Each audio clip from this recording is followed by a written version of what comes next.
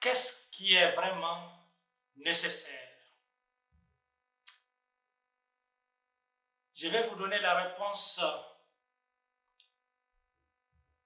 de l'homme qui a les paroles de la vie et de vérité, c'est-à-dire Jésus-Christ. Pour voir sa réponse à cette question, allons à un texte bien connu de la Bible. Un texte qui est beaucoup aimé. Un texte qui fait mal, mais il est bon de l'examiner. Allons à l'évangile selon Luc, chapitre 10, versets 38 à 42. Il est dit ceci.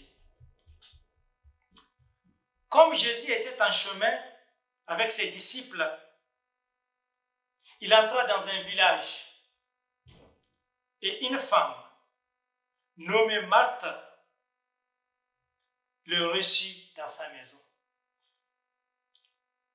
Elle avait une sœur nommée Marie qui, s'étant assise aux pieds du Seigneur, écoutait sa parole. Marthe, occupée à divers soins domestiques, survint et dit, « Seigneur, cela ne te fait-il rien que ma sœur me laisse seule pour servir? Dis-lui donc de m'aider. » Le Seigneur lui répondit, « Marthe, Marthe, tu t'inquiètes et tu t'agites pour beaucoup de choses. Une seule chose est nécessaire. Marie a choisi la bonne part qui ne lui sera point ôtée. »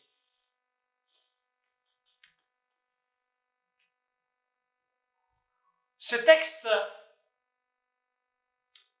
est le récit de deux femmes, Marthe et Marie. Et l'histoire de ces deux femmes nous lance un grand défi. Parmi les activités possibles, qu'est-ce qui est vraiment nécessaire? Comment gérer nos heures que nous avons chacun et chacune? Comment faire l'équilibre entre nos activités, Dieu et sa parole?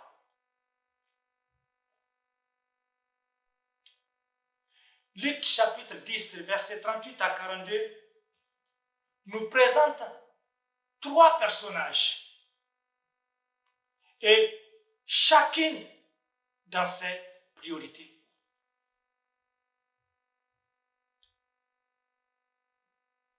Et nous allons voir ce que ce texte de Luc chapitre 10 nous dit par rapport à ces trois personnages. Voyons en premier Marthe, car c'est elle qui est mentionnée en première, le verset 38, où il est dit ceci.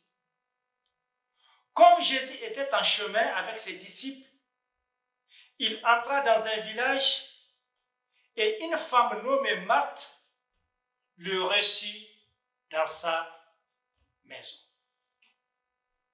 Qu'est-ce qu'on voit ici?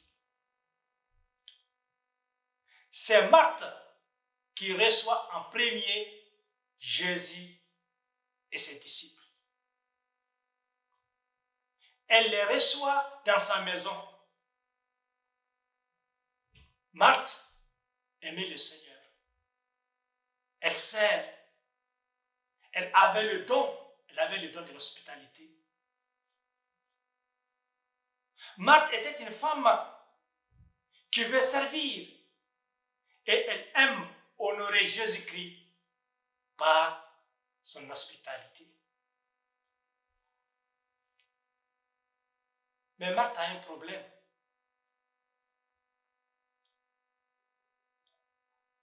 Quel était son problème? Le problème de Marthe était qu'elle est distraite avec les soins domestiques.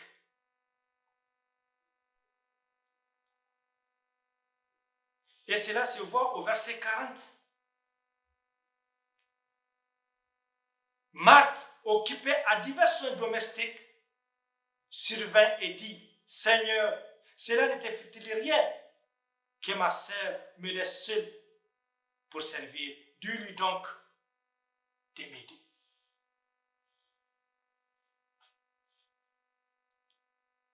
Voyez, tout d'un coup, Marthe surgit. Elle apparaît devant Jésus-Christ, devant Marie, mais aussi devant les disciples. Elle commence à se plaindre. Elle était mécontente. Et pour elle, Marie était le problème. Pourquoi me laisser seule travailler? Marthe se trouve devant Jésus qui enseignait et elle commence à se plaindre. Pourquoi me laisser seule à travailler?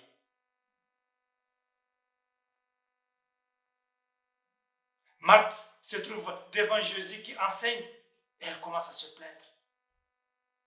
Et dans la plainte de Marie, on peut relever trois choses. Trois choses non recommandables, qui ne sont pas recommandables. La première chose non recommandable, elle fait une reproche. Elle fait une reproche à Jésus-Christ. Ce n'est pas recommandable. Marthe gronde Jésus. Jésus n'est pas n'importe qui. C'est Dieu. C'est Dieu en chair. Et Dieu en chair se fait gronder par Marthe. Dieu incarné, sans péché, se fait gronder par Marthe.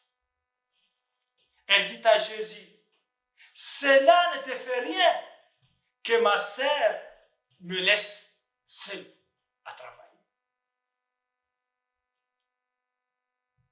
Ne réalises-tu pas que toi, Jésus, tu es en train de monopoliser Marie alors qu'elle devait être en train de m'aider? Voilà la reproche de Marthe.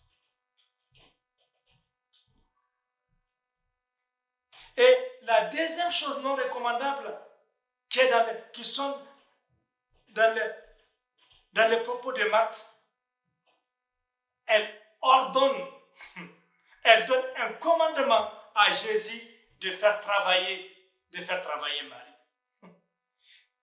Dans le verset 40, dis-lui, Marthe dit à Jésus, dis à Marthe de m'aider à travailler. Elle donne un ordre à Jésus. Ce n'est pas recommandable aussi. C'est le contraire. C'est nous qui devons obéir à Jésus-Christ. Pas le contraire.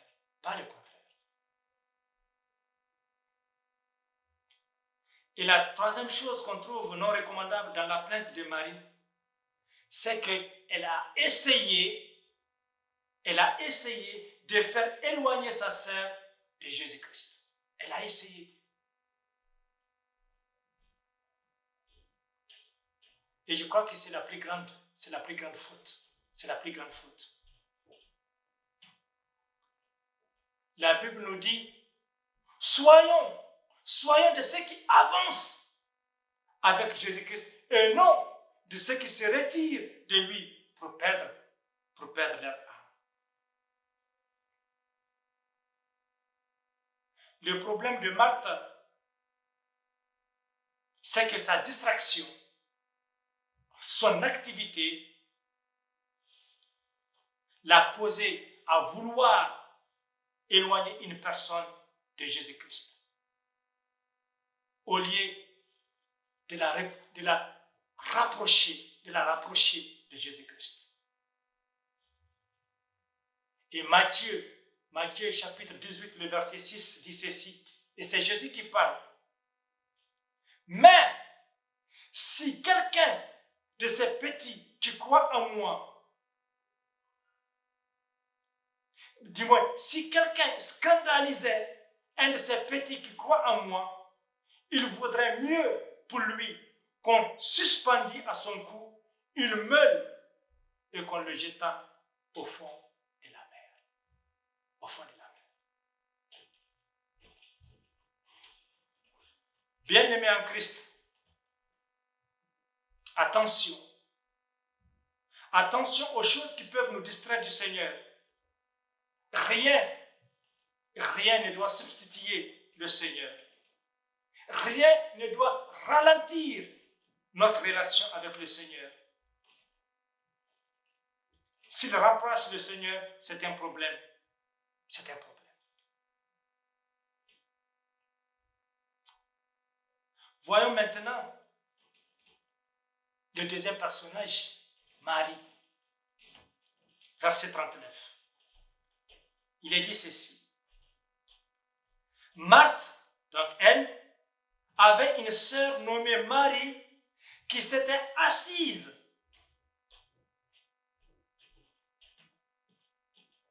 au pied du Seigneur, écoutait sa parole.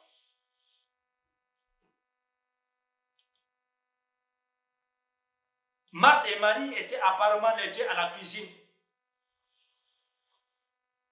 Et à un moment, Marie laisse sa sœur pour aller près de Jésus. Marie elle aime être proche du Seigneur Jésus-Christ. Elle aime être assise à ses côtés et l'écouter. Pour elle, les paroles de Jésus sont une vérité. Pour elle, les paroles de Jésus sont la vie. Il y a un bénéfice pour elle. Il y a un bénéfice à écouter la parole de Dieu.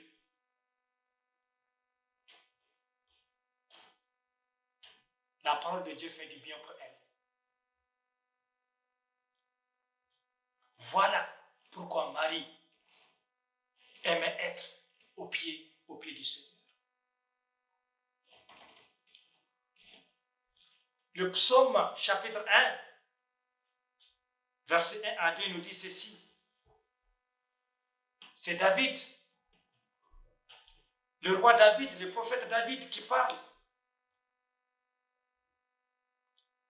Heureux l'homme qui ne marche pas selon le conseil des méchants, qui ne s'arrête pas sous la voie des pécheurs et qui ne s'assied pas en compagnie des moqueurs, mais qui trouve son plaisir dans la loi de l'Éternel et qui la médite jour et nuit. Et le sage Salomon a dit, dans Ecclésiaste chapitre 12, le verset 15, écoutons la fin du discours. Crains Dieu et observe ses commandements. C'est là qu'il doit faire tout temps. C'est là qu'il doit faire tout temps. Écoutez la parole de Dieu. Marie était au pied de Jésus-Christ. C'est le culte pour elle. Elle adore le Seigneur. Elle baigne dans sa parole. Elle ne pense à rien d'autre. Elle est là avec Jésus-Christ. Et elle est heureuse. Sa plus grande joie, son plus grand bonheur, c'est d'être accompagnée de son maître, Jésus-Christ. Je crois que Marie nous lance un défi. Quel est ce défi? Celui de connaître le Seigneur. De connaître la parole du Seigneur, mais aussi de la transmettre. Voilà le défi que Marie nous lance. Et nous arrivons maintenant au troisième personnage dans ce texte. Le verset 41, c'est Jésus-Christ. Il est dit ceci. Le Seigneur lui répondit, Marthe, Marthe, tu t'inquiètes et tu t'agites pour beaucoup de choses. Une seule chose est nécessaire. Marie a choisi la bonne part qui ne sera point ôtée. Dans ces deux versets, nous avons l'intervention de Jésus-Christ. Au verset 41, par 2 fois, Jésus utilise le nom de Marthe. Marthe, Marthe.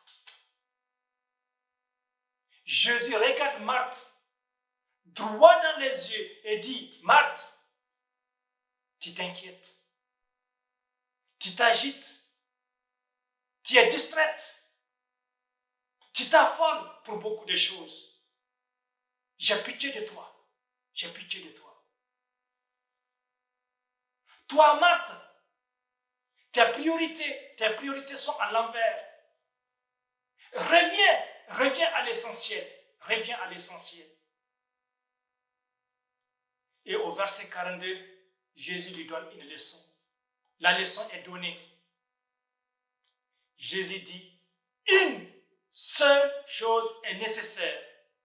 Jésus ne dit pas que les autres choses ne sont pas importantes. Mais une chose est nécessaire. C'est quoi la chose nécessaire? C'est votre vie. Être en relation avec lui, avec Jésus-Christ. Être au pied de Jésus-Christ. Écouter sa parole. Être dans la parole de Christ. Voilà la chose qui est nécessaire.